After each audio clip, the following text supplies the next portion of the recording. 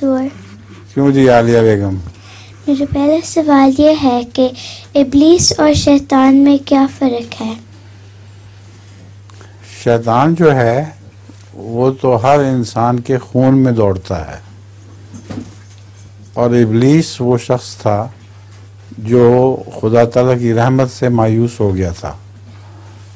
اور دلچسپ سوال ہے، اس کے جواب میں تمہیں بتا دیتا ہوں کہ آن حضرت صلی اللہ علیہ وآلہ وسلم نے فرمایا کہ شیطان ہر شخص کی رگوں میں دوڑتا پھرتا ہے۔ تو کسی نے کہا یا رسول اللہ آپ کی رگوں میں بھی؟ آپ نے فرمایا ہاں، مگر میرا شیطان مسلمان ہو چکا ہے، وہ مجھے برائی کی تعلیم نہیں دیتا۔ ابلیس بیرونی شخص ہوتا ہے جو نبیوں کے وقت میں ان رحمت سے مایوس ہو کر ان کی مخالفت کیا کرتا ہے۔ تو ہر زمانے کے نبی کا الگ الگ ابلیس ہوتا ہے۔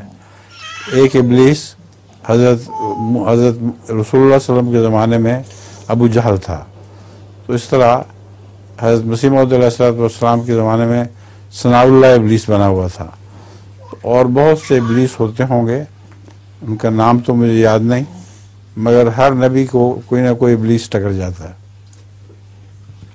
میرے پاس ایک لطیفہ ہے، سناؤ۔ ایک جیب کوترے نے اپنے ساتھی کے ہاتھ میں تسبیح دیکھ کر پوچھا، کیا تم نے توبہ کر لیا ہے؟ اس کے ساتھی نے جواب دیا، ابھی ابھی غلطی سے مولوی کی جیب میں پڑ گیا تھا۔ تمہیں سمجھ آ گئی؟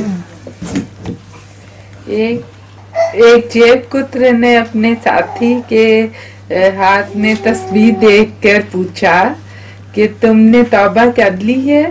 جیب کترے نے جواب دیا، ابھی ابھی غلطی سے ایک مولوی کی جیب میں ہاتھ پڑ گیا تھا۔